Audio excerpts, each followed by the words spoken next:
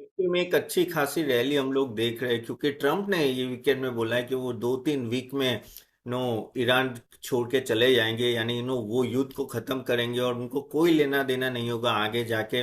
One state of Hormuz में क्या होगा, वो जहां से जिनका ऑयल वहां से आ रहा है उनको देखना है, हमें नहीं देखना है। और अगर वो चाहते हो, जैसे यूरोपियन कंट्रीज चाहे तो हमसे ऑयल ले सकते हो, या वो खुद अप्रूव डिप्लॉय करके स्टेट ऑफ हॉर्मुज़ से ऑयल निकाल दे। यानी एक clear cut indication basically Trump से आ रहा है कि मैं ये युद्ध खत्म करना चाहता हूँ, 2-3 वीक में हम लोग यहाँ से बाहर निकल जाएंगे। अब वही पॉजिटिव न्यूज़ की वजह से आप देख रहे हो कि निफ्टी में एक अच्छी खासी रैली दिख रही है। लेकिन क्या ये सस्टेनेबल है, that is a big question. क्या ये 22,300 के आसपास जो हमने 22,200 330 के आसपास जो हमने बॉटम बनाया, क्या वो बॉटम बन चुका है? फिर देखो, ये पहले भी बातें हुई थी और आगे भी ट्रम्प ने काफी टाइम बोला है कि हम लोग जीत गए और कभी ना कभी खत्म हो। लेकिन इस बार जो डिक्लेरेशन कल आया है प्रॉपरली प्रेस कॉन्फ्रेंस से, ऐसा लग रहा है कि शायद ये निकल जाएंगे 2-3 महीने तो भी। देखो, ट्रम्प ऑलवेज चिकन आउट, वो टाको में हमेशा बोलते, तो उतना भी रिलाई नहीं कर सकते। बट हाँ, आज आज रात को यानी वेनेसडे को भी एक नो बेसिकली मीटिंग है, मीटिंग नहीं है, एक तरह का प्रेस कॉन्फ्रेंस है जहां ट्रम्प और डिटेल्स देने वाले हैं। तो हमें देखना पड़ेगा कि क्या होगा। पर जो भी है, न्यूज़ तो बहुत पॉजिटिव है, क्योंकि जो वीकेंड और ये जो छुट्टी गई, छुट्टी हुई थी, तो टेंशन वही था कल के क्या होगा, क्योंकि $115 के आसपास पहुंच गया था। अभी वो $105 के आसपास है। अगर देखो, कल जो ग्लोबल मार्केट में ना अच्छा खासा डाउ जोन्स भागा है, ऑलमोस्ट 2.5 से 3%। S&P ऑलमोस्ट 500 पॉइंट की रैली देखी, नास्डेक 4% अप। यानी ये सब दिखाते कि एक तरह से एक खुशी का माहौल है, और एक तरह से सबको बुलिशनेस यहाँ दिख रही है कि हाँ भाई, शायद चांसेस ज्यादा है कि इस बार सही में वॉर खत्म हो।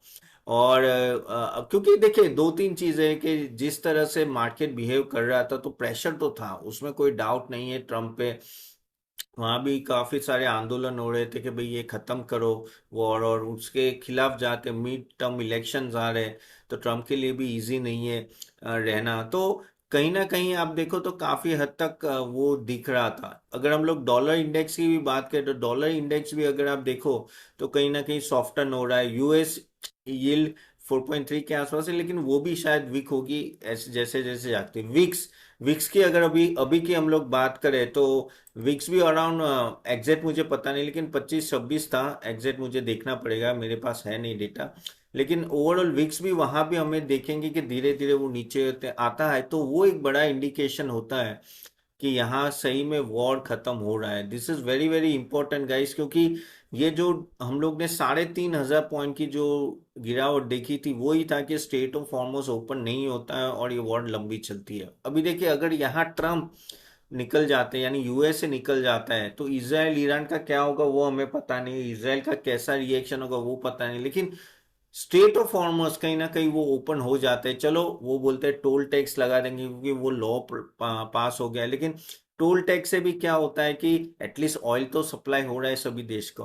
तो वो एक चीज है, तो उसके वजह से ऑयल गिरना चाहिए अच्छा खासा, जो अभी तक गिरा नहीं है। आशा थी कि वो 100 के नीचे जाएगा। अभी हमें पूरे दिन में देखते हैं क्या वो जैसे जैसे चीजें ठीक हो रही है, क्या वो 100 के नीचे जाता है। 100 के नीचे एट द एंड स्टेबल होगा वो 80-85 के पास, जब वॉर सिचुएशन नो पूरी तरह से निकल जाएगी। लेकिन तब तक आई थिंक हमें ये ऑयल देखते रहना पड़ेगा कि कहाँ जाके रुकता है। स्टेट ऑफ हॉर्मस अगर ओपन होता है तो ऑटोमेटिकली ऑयल काफी हद तक नीचे आ जाएगा। अब क्योंकि एक यूएसए कहते हैं ना सबसे पावरफुल कंट्री थी ये 3 देश की लड़ाई में, जैसे इसराइल, ईरान और यूएसए, अगर वो बैक डाउन करता है, तो इसराइल और ईरान का युद्ध लंबा चलता है। लेकिन अगर कोई ऑयल में ट्रांसपोर्टेशन में प्रॉब्लम नहीं आती, स्ट्रेट ऑफ हॉर्मुज़ से ऑयल प्रॉपरली निकलता है, तो फिर लोगों को ठीक है। तो फिर ओवरऑल मार्केट जो कह सकते हैं ना कि मार्केट को लगेगा ठीक है यार, बड़ा बला टल गई है। क्योंकि अगर देखो, रशिया यूक्रेन का भी अभी तक चल रहा है ना, तो मार्केट उसको लेना देना नहीं है, उनको लेना देना है ऑयल। ऑयल सही में जा रहा है कि नहीं जा रहा है, दैट इज द मेन। तो यूएस का बैकअप करना उस तरह से बहुत ही पॉजिटिव है। तो गाइस, मैं भी आप लोगों को काफी टाइम से बोल रहा हूँ, आप मुझे फॉलो करो। मैं हमेशा आपको बोलता हूँ कि प्लीज इस समय पे आप बॉटम का इंतजार मत कीजिए। आप इन्वेस्ट करना है तो करते जाए। आप मेरे हर एक वीडियो में मैंने बोलता है, इवन शॉर्ट्स में भी बोलते हैं कि कहीं ना कहीं अगर आप सही टाइम के लिए रुकेंगे आपको पता नहीं चलेगा कहीं सही टाइम आए और कब मार्केट भागने लगा। मैं ऐसा नहीं बोलूं कि आज ही आज 700 पॉइंट निफ्टी भाग जाएगा, मुझे पता नहीं है, लेकिन चांसेस ज्यादा हो गए कि जिस तरह से ट्रम्प ने बोला है कि वॉर शायद खत्म हो, उनके बाकी सब मिनिस्टर भी वो ही बोल रहे थे। और आप काफी लोग मेरे मेंबर्स आज देख रहे हैं, उनको पता है कि मैं काफी टाइम से बोल रहा हूँ कि मॉडल पोर्टफोलियो में वो इन्वेस्ट करते जाइए। बाय द वे आप भी हमारे मॉडल पोर्टफोलियो को देखना चाहते हो तो प्लीज मैंने लिंक दिए नीचे, उसको क्लिक करके जरूर देखिएगा। और जरूर ₹400 पर प्लस जीएसटी का है, you can know start your journey for wealth creation per month. Okay, ₹400 one, जो काफी रीजनेबल है। एंड गाइज ये चैनल को सब्सक्राइब और लाइक जरूर कीजिएगा, क्योंकि मैं देखता हूँ चैनल देखते बहुत है, सब्सक्रिप्शन कम आ रहे हैं, तो डू सब्सक्राइब इट। ओके, वापिस आते हैं ट्रम्प के बारे में। तो यूएसए का निकलना वो तो एक पॉजिटिव है, ऊपर से क्या होगा कि इसराइल भी मॉडली, ऐसे भी देखो उनके पास एम्यूनेशन इतना लड़ाई करने के बाद कम ही हो जाता है, तो वो भी कितना खींचेंगे।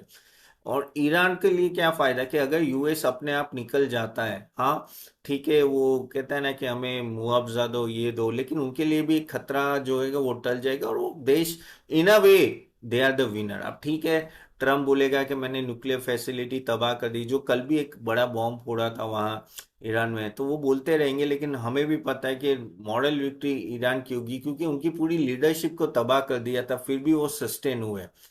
तो आई थिंक और ईरान के लिए दरवाजे भी काफी खुलेंगे कि अगर, तो ये वो सैंक्शन जो था ऑयल का, शायद वो अमल ना करे तो ऑयल आगे जाके बेचते हैं वो, और काफी सारी चीजें होती है, और ऑफ कोर्स न्यूक्लियर वेपन्स वो नहीं रखेंगे, लेकिन काफी हद तक ना उनके लिए भी पॉजिटिव हो जाएगा।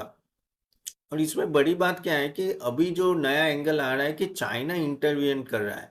चाइना करने वाला है, पहले पाकिस्तान और टर्की था जिसकी कोई वैल्यू नहीं थी, करेक्ट है no, they are not a big mediator, लेकिन अभी चाइना मीडिएटर अगर बनता है वो एक बड़ी बात है, और वो एक क्रेडिबिलिटी लाएगा नेगोशिएशन। और चाइना और ईरान बहुत, कहते हैं कि बहुत क्लोज है, आपको भी पता है कि चाइना काफी हद तक वेपन्स वहां सप्लाई कर रहा है। सो लेट्स सी, अगर चाइना आता है तो चीजें और ठीक होगी। अब बोलो यूएस क्यों चाइना के पास गया, अब देखो यार, यूएस को भी पता है कि ये अगर वॉर खत्म करनी है तो मुझे एक बड़ा देश चाहिए, तो चाइना उनके साथ बहुत क्लोज है, तो भाई साइड में रखो चाइना के साथ जो प्रॉब्लम है, और यहाँ फोकस करो, पहले ये युद्ध खत्म करो, तो यही बात है। तो और बेसिकली यूएस चाहता है कि जल्दी से जल्दी एग्जिट करे, क्योंकि वहां उनके देश में प्रॉब्लम हो रहा है। तो यूएस का ये जो डी एस्केलेशन है ना, वो आई थिंक वो काफी बड़ी बात है। अब क्या होगा, इसराइल का क्या होगा, गल्फ कंट्रीज का वो हमें पता नहीं है। इसराइल का जैसे मैंने बोला, वो शायद अपना युद्ध जारी रखे, लेकिन गल्फ कंट्रीज का क्या है कि यूएई ले लो, सऊदी ले लो, ओमान, कतार, कुवैत। अब यूएस अगर निकल जाता है तो ईरान, तो देखो ईरान तो अभी पता चल गया, ईरान और मिडल ईस्ट के रिलेशन तो खराब हो ही गए।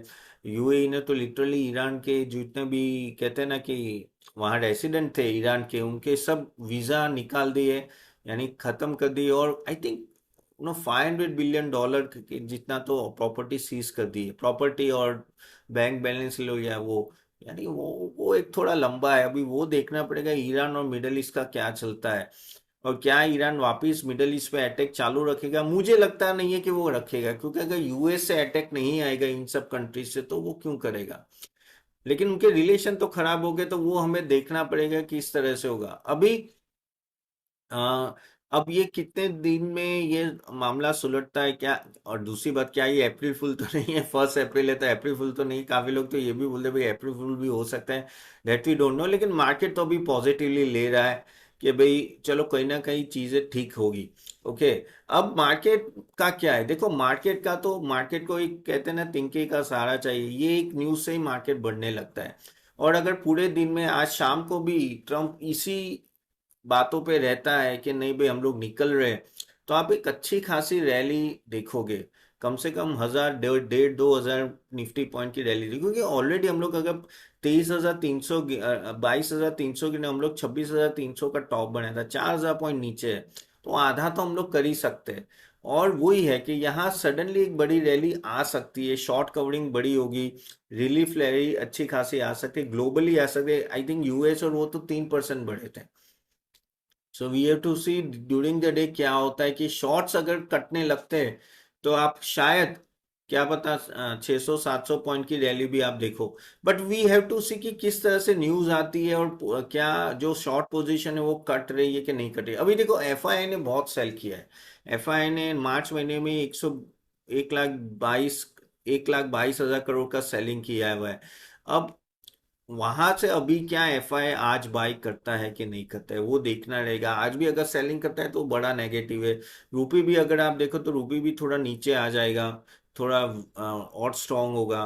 ओके। एंड बेसिकली अगर एफआई की बाइंग आना चालू हुई तो मार्केट में और बड़ी आप नो तेजी देख पाओगे। तो ऑफ कोर्स सिग्नल तो अच्छे है। ऑयल मेन है कि ऑयल क्या $100 के नीचे ओवरऑल जाता है, और बॉन्ड यील्ड्स क्या सिग्निफिकेंटली नीचे जाती है, क्योंकि देखो जैसे ऑयल नीचे जाता है तो इन्फ्लेशन आपका नीचे जाता है, आगे जाके तो इन्फ्लेशन नीचे जाता है बॉन्ड यील्ड में भी, खास करके यूएस की बॉन्ड यील्ड जो 4.3 के आसपास चले, क्या उसमें चेंजेस आएगी वो भी हमें देखना है। अगर वो आता है तो बहुत ही अच्छा होगा। तो बस वही है कि थोड़ा डाउट्स वही रहता है कि भाई आगे भी ट्रम्प ने बहुत कुछ बोला है, अकॉर्डिंगली वो बोला नहीं है, वो हुआ नहीं है। और इसराइल से क्लैरिटी नहीं कि इसराइल क्या करेगा।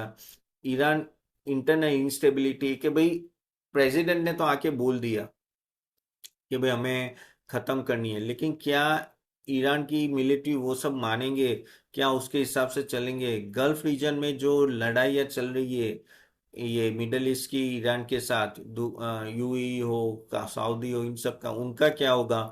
तो वो सब चीजें तो रहेगी, तो वो इफ एंड बट्स है। लेकिन गाइस देखो ये आप फुल क्लैरिटी की राह देखोगे तो भाव भी फुल क्लैरिटी के देने पड़ेंगे।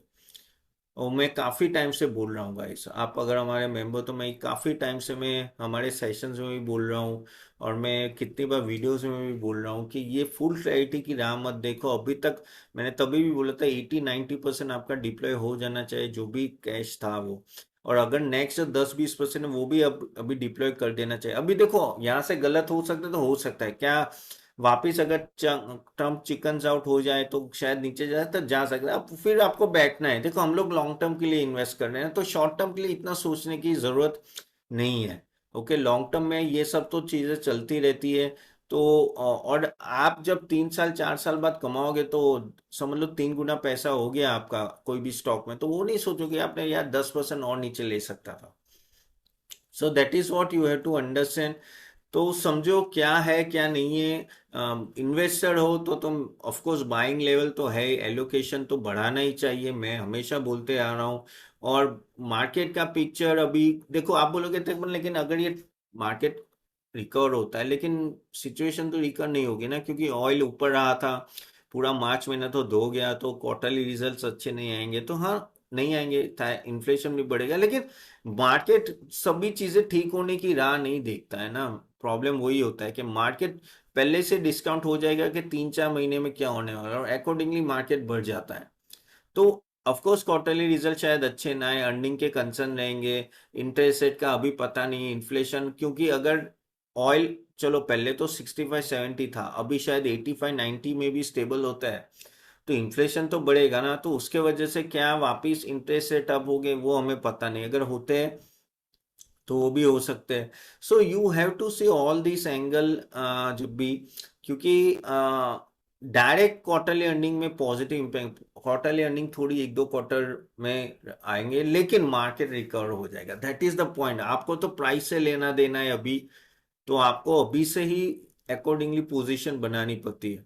अब देखो ऑयल जैसे नीचे आ रहा है, डॉलर थोड़ा नीचे आ रहा है, तो गोल्ड भागने लगा, गोल्ड सडनली भागने लगा। और मैं हमेशा बोलता हूँ आपको कि वही होता है कि डॉलर अगर स्ट्रांग होता है तो गोल्ड नीचे जाता है, और डॉलर जैसे वीक होता है डॉलर गोल्ड ऊपर भागता है।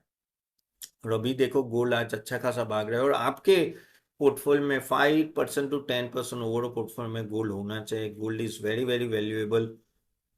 आगे जाके भी आई थिंक वो काफी हद तक आप नो एक अच्छा खासा हेज रह सकता है। So keep this in mind guys. लेकिन हाँ, कैसे स्टॉक में इन्वेस्ट करना है, अच्छा बाय द वे आज शाम को मैं एक सेशन करने वाला हूँ, वो सेशन जरूर अटेंड कीजिएगा। 8 बजे का होगा, मैं लिंक दे दूंगा, जहाँ हम लोग और डिटेल में बात करेंगे किस तरह के आप स्टॉक्स बाय कर सकते हो, क्या क्या चीजें ध्यान में रखना है। आपके क्वेश्चन है तो जरूर डालिए भाई क्वेश्चन बॉक्स में, मैं कमेंट्स बॉक्स में आप मैं ज़रूर क्वेश्चन लेता हूँ अभी थोड़ी देर में। सो ओवरऑल ये चीजें अभी पॉजिटिव है, चीजें पॉजिटिव है। I think things are much much conducive now. Trump थोड़े ढीले पड़े, आज शाम का सुनना पड़ेगा वो क्या बोल रहे। वहाँ ईरान प्रेसिडेंट भी बोले कि सुलह हो रही, तो ओवरऑल पॉजिटिव, इसलिए शायद मार्केट अच्छा खासा बढ़ने की शक्यता है। और आपको भी ये चीजें ध्यान में रखनी है, आपकी अकॉर्डिंगली पोजीशन आपको ढककर रखनी है। चलिए अभी आपके क्वेश्चंस ले लेते गाइस। अगर वीडियो अच्छा लगे do like it and share it, and guys do subscribe the channel. चलिए पहला क्वेश्चन लेते हैं। Shailesh Kumar Mishra 2388 sir, please analyse e commerce E solutions share in future growth. Well, e commerce E solution, 1 minute मैं open कर लेता हूँ। कल मेरा जो ई कॉमर्स में था गाइस, अगर आपने वो वीडियो नहीं देखा है तो जरूर देखिएगा। It it will be very very helpful to e. E commerce मुझे मिल नहीं रहा है, चलो मैं दूसरा क्वेश्चन ले लेता हूँ। ट्रांसफॉर्मर सेक्टर में ग्रोथ होगा, जॉयबी स्वी विलोग टू जेनेट। यस, 100% होगा। ट्रांसफॉर्मर्स बहुत अच्छा करेंगे। I think power sector overall will do well. अगर आपने इन्वेस्ट नहीं किया तो जरूर कीजिए, अच्छा ग्रोथ होगा। पंकज जैन 516 आंसर, इटर्नल का इम्पैक्ट कितने टाइम में आएगा जिसमें हम स्टॉक में से निकल जाएं। वेल, एआई का इम्पैक्ट तो आएगा, लेकिन अभी तो मार्केट रिकवर होगा तो इटर्नल भी ऊपर आएगा। लेकिन मुझे लग रहा है कि समहाउ ये सभी कंपनीज है ना, जैसे प्लेटफॉर्म कंपनीज हो या जैसे e commerce companies and all that, quick commerce and all that, वहाँ इम्पैक्ट तो आएगा। अब कितने टाइम में आएगा मुझे पता नहीं, और किस तरह से कंपनी एडप्ट करती है। लेकिन अभी रखिए, अभी थोड़ा मार्केट रिकवरी आती है तो उसके साथ ये भी स्टॉक्स रिकवर करेंगे। सदाम लोहार 4381, सुजलोन एनर्जी के बारे में बताइए। वेल, सुजलोन एनर्जी अच्छा स्टॉक है, अच्छे खासे नीचे लेवल पे आ गया है। और मैं समझता हूँ wind energy will do much much better than solar energy. I think Suzlon is a good thing. अगर ऑफ कोर्स प्लीज अपना रिसर्च करके इन्वेस्ट कीजिएगा, लेकिन आई थिंक उनकी ओवरऑल अर्निंग्स रिकॉर्ड आनी चाहिए।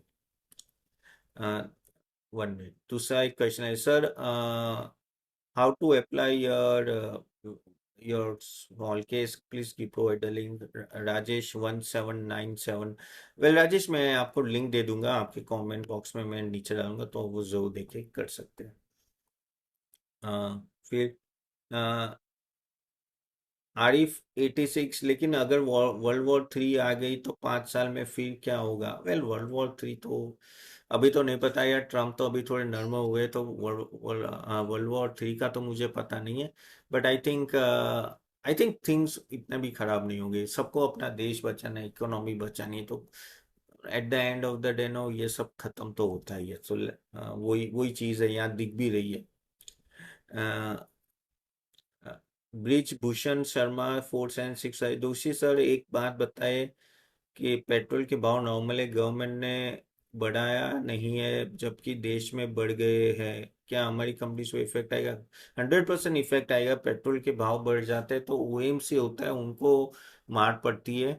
गवर्नमेंट ने ये एक्साइज ड्यूटी कम करके थोड़ा उनको बेनिफिट दिया है, लेकिन ओवरऑल तो मार पड़ती ही है। तो एक सिंपल सा कैलकुलेशन मैं बताता हूँ, 70-75 डॉलर के ऊपर होता है तो ओएमसी यानी बीपीसीएल, एचपीसीएल, इंडियन ऑयल को लिए नेगेटिव है, उनके मार्जिन नेगेटिव रहते हैं। और अगर ऑयल प्राइसेस नीचे रहते 65-70, सॉरी बढ़ते, ऑयल प्राइसेस बढ़ जाते जैसे $80 से अभी 105 और ऐसे, तो जो oil exploration company ONGC, Reliance, oil India, उनको फायदा होता है। तो ये चीज हमेशा ध्यान रखिए। तो ऑफकोर्स काफी हद तक जो पहले एक्साइज ड्यूटी उन्होंने कम किया गवर्नमेंट ने, उससे थोड़ी राहत मिलेगी ओएमसी को, लेकिन ना, अभी भी प्रॉब्लम तो ज्यादा ही है।